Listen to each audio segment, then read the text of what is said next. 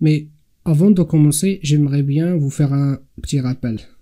Et vous inquiétez pas, je vais vous faire les rappels au fur et à mesure.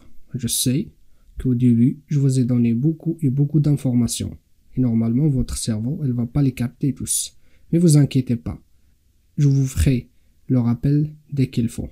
Alors, si vous vous souvenez de ce diapo, j'ai parlé un petit peu de ça. Je vais pas le répéter, je vais faire juste une vue générale. Je vous ai dit que le conteneur Spring, c'est lui qui s'en charge de l'inversion de contrôle et aussi l'injection de dépendance. Laissons-nous focaliser sur l'inversion de contrôle. Je vous ai dit qu'ils lui font en fait des métadatas, des informations sur lesquelles il sera basé pour dire je vais mémoriser ou bien mettre en mémoire cet objet, ou bien ce qu'on appelle un bin. Très bien. Dans notre cas, on va commencer par le type de metadata XML, donc un fichier XML.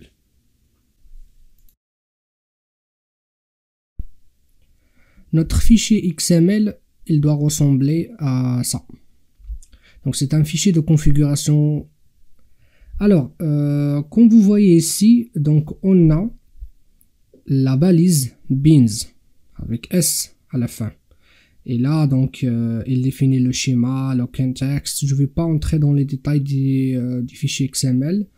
Très bien.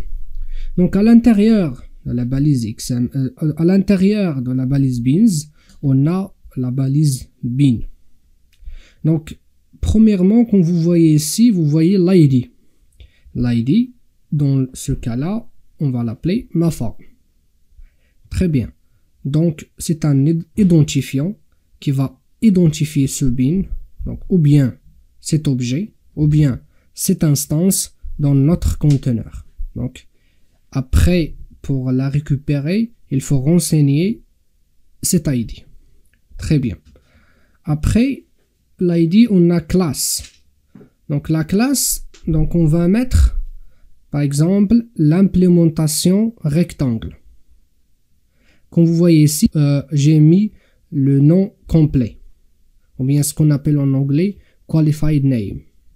Donc comme ça, on va donner au conteneur toute la chaîne afin qu'il arrive à notre implémentation. Très bien. Je le répète, dans classe, on ne donne pas d'implémentation. Autrement dit, j'ai pas le droit de écrire ici classe et mettre ici à la fin au lieu de rectangle, mettre forme. Non, il faut donner l'implémentation. Il faut donner l'implémentation. Donc, à l'aide de ces deux attributs ID et classe, ça me donne le droit de définir un bin ou bien un objet qui sera donc chargé en mémoire au démarrage du conteneur. Très bien.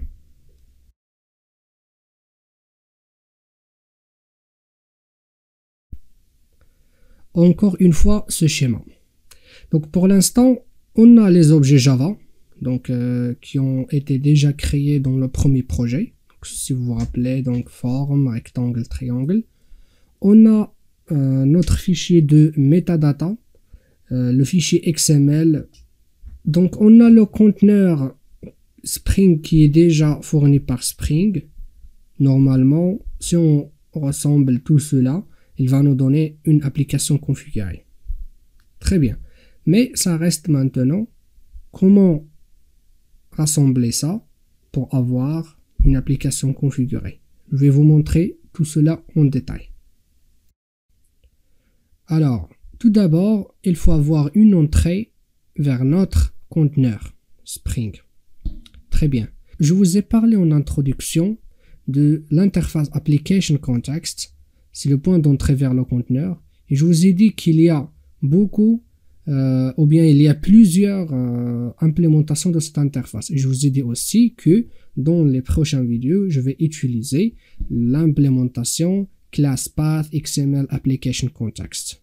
En fait, cette implémentation, il nous permet d'avoir à partir d'un fichier XML, un fichier de configuration, la fameuse application context, une implémentation de l'interface application context. Si vous voulez pas compliquer les choses, vous allez considérer application context comme le conteneur. Très bien. Donc, comme vous voyez ici, je dis application context égale new class path XML application context et je renseigne le nom de mon fichier XML. Je voudrais souligner sur une chose très importante. Il faut que ce fichier application context.xml soit à l'intérieur du dossier CRC. Donc, à l'intérieur directement. Très bien. Donc, une fois le conteneur, donc à partir d'aujourd'hui, à partir de là, je vais considérer application context comme conteneur. Donc, une fois le conteneur est instancié, donc on pourrait retirer des bins ou bien des objets qui sont à l'intérieur.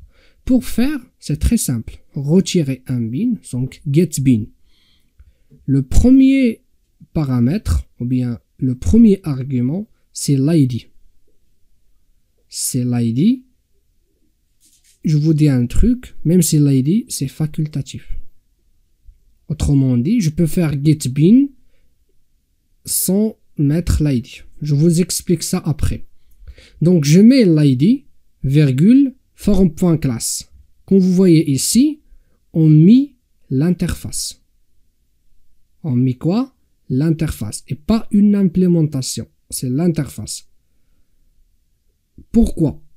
Comme je vous ai dit, la configuration permet d'éviter de modifier le code directement. C'est plutôt modifier la configuration de l'application. Donc, je ne vais pas mettre ici une implémentation. Je vais mettre ici une interface. C'est plutôt là où il faut mettre l'implémentation. Donc, dans notre fichier de configuration et non pas dans le code. Très bien. Je vous ai dit que l'ID, c'est facultatif. Mais, je le trouve comme étant indispensable. Pourquoi?